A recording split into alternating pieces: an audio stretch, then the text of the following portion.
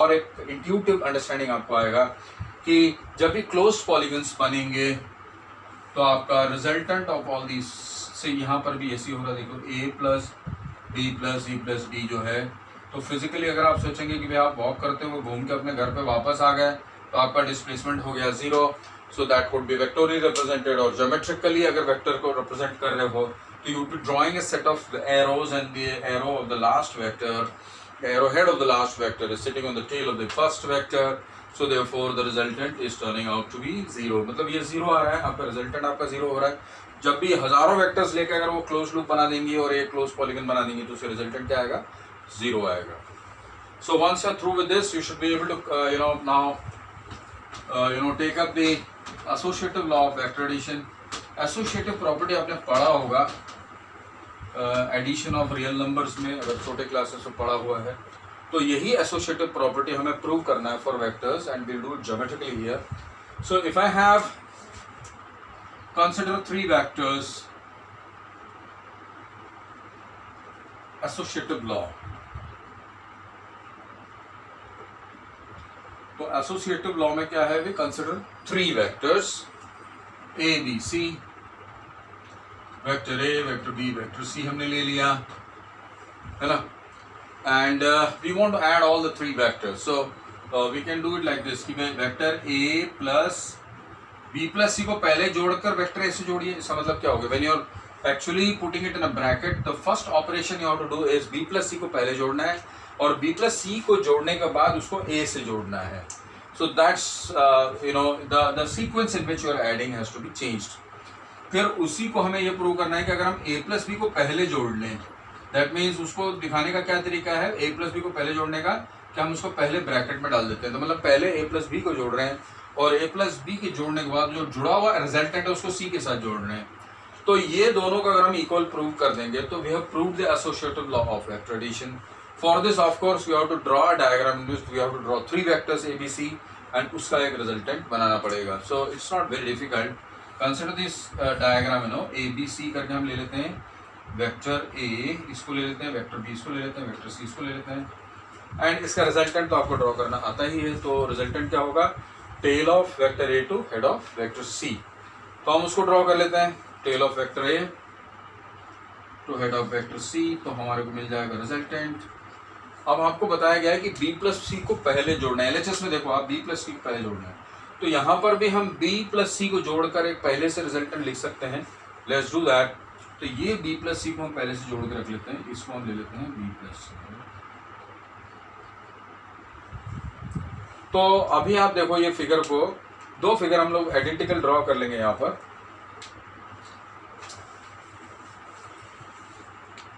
एक दूसरे तरीके से आपको बेसिकली देखो a b और एक C ऐसा है ना, थोड़ा सा कम ऐसा इंक्लाइंड है। तो बिल्कुल आइडेंटिकल सा फिगर बना लीजिए ए बी सी इस तरह से, और यहाँ पर एक रिजल्टेंट बना लीजिए।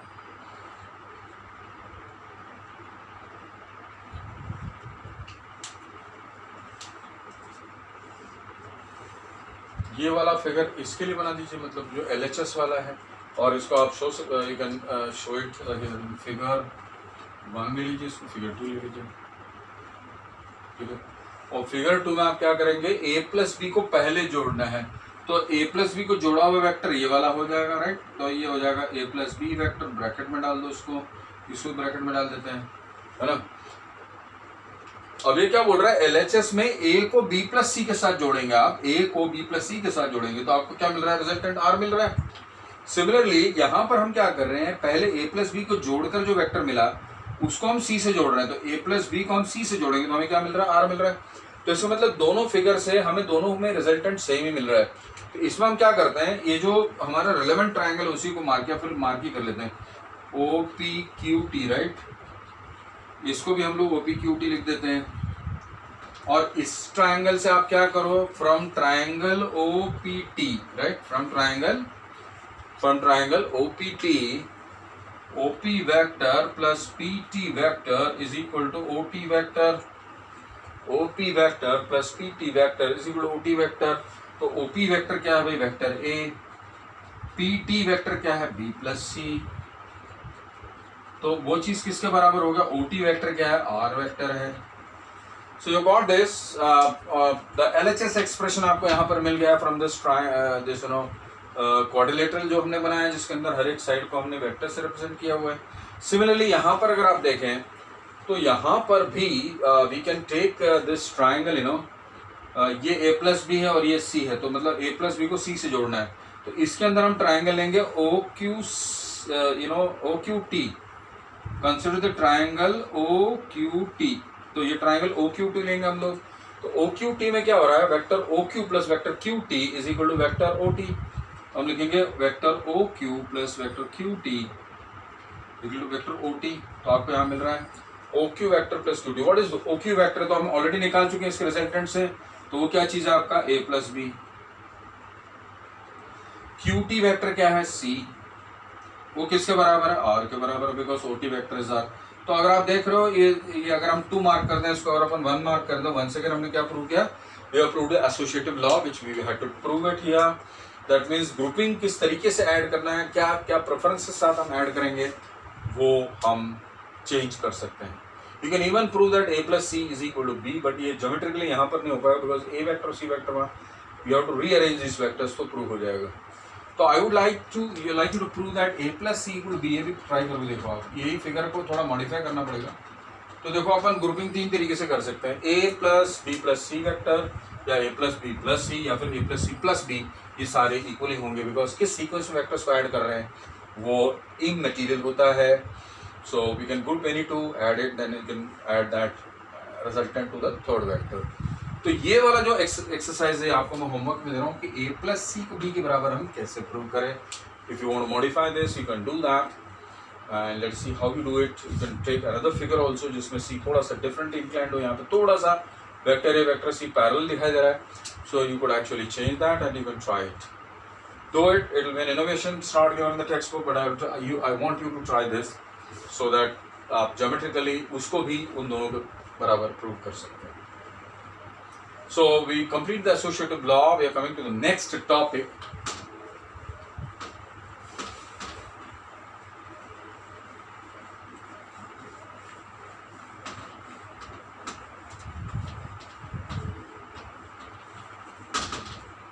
So let's try. Let's come to the next topic that is called as analytic representation of।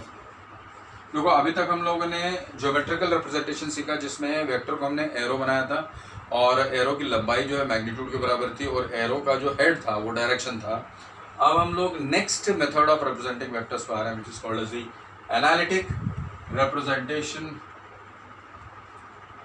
Of vectors. But before that what will do is will come to what is called as unit vectors. तो unit vectors को पहले आपको सीखना पड़ेगा analytic representation of vectors के पहले। So first we should know what are unit vectors.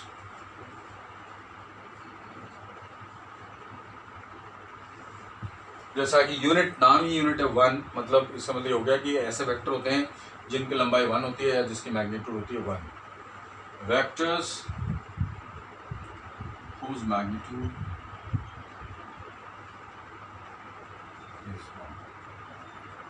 मतलब, और ऐसे वेक्टर्स को हम ए से नहीं, ए वेक्टर से नहीं डिनोट करते, no, we denote by an A cap. तो मतलब जब हम लोग कैप लगाते हैं किसी वेक्टर के या किसी अल्फाबेट के ऊपर, ये जो कैप है उसको लगाने से वो एक यूनिट वेक्टर बन जाता है। इसका मतलब क्या होता है कि इट इज़ वेरी क्लियर कि ए कैप का मैग्नीट्यूड 1 होगा, उसी तरह से बी कैप लगाओ तो उसकी मैग्नीट्यूड 1 होगी। And will also be discussing very important vectors जिनको हम आई कैप से डिनोट करते हैं या जे कैप से डिनोट करते हैं, और एक के कैप होता है। तो ये तीनों बहुत ही इंपॉर्टेंट वेक्टर्स हैं कार्टेशियन कोऑर्डिनेट्स में, वो हम लोग will discuss it later on, but right now we are trying to understand what is a unit vector. तो पहली बात तो ये क्लियर हो गई कि यूनिट वेक्टर एक ऐसा वेक्टर है जिसकी मैग्नीट्यूड होती है 1, जिसकी लंबाई होती है 1, और of course it is got all the properties of the vector. It adds it has a magnitude, has a direction, it has a triangle, it follows the triangle of vector addition। ये सारी properties तो होंगी। तो how to convert a given vector into a unit vector। तो कैसे हम एक vector को यूनिट वेक्टर में बदल सकते हैं? कोई भी वेक्टर को यूनिट वेक्टर में कैसे बदलें? जैसे हमने 3 को 3 से डिवाइड किया तो क्या मिलता है? 1। तो मतलब एक नंबर उसी नंबर से डिवाइड किया तो 1 मिलता है। इसी तरह से अगर हम वेक्टर को, किसी एक वेक्टर को उसी की लंबाई से डिवाइड कर दें तो we will get the magnitude unit vector. So what you basically doing is you are dividing a vector by a scalar, that's a positive scalar. तो पॉजिटिव स्केलर से डिवाइड करने से क्या हुआ कि इसकी जो लंबाई है, वेक्टर ए की लंबाई 1 बन गई और उसकी डायरेक्शन में कोई चेंज नहीं आया, बिकॉज जो स्केलर हमने यहाँ डिवाइड किया है वो एक पॉजिटिव स्केलर है। तो इसी में इसमें थोड़ा सा आगे जाकर मैं स्केलर वेक्टर का मल्टीप्लिकेशन का कॉन्सेप्ट थोड़ा सा समझा देता हूँ कि how to convert a given vector into a unit vector. मतलब है कि divide a vector by its own magnitude to obtain a unit vector in the direction of the given vector. तो इसका मतलब क्या है? To convert any vector into a unit vector, divide it by its magnitude।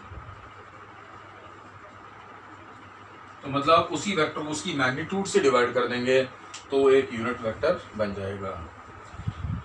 Now why unit vectors are so important, वो अभी हमारा clear होगा जब हम लोग product of scalar and vector के बारे में जान लेंगे। तो नेक्स्ट टॉपिक में हम आते हैं। अभी आपको यूनिट वेक्टर क्लियर हो गया, एक ऐसा वेक्टर जिसकी लंबाई हो 1 और किसी भी वेक्टर को यूनिट वेक्टर में बदलना है तो बहुत आसान है, उस वेक्टर को उसी की मैग्नीट्यूड से डिवाइड कर दो तो वो चीज़ एक यूनिट वेक्टर बन जाएगी। Now we should also little understand what is the meaning of a product of a scalar with a vector. Product of a vector and a scalar।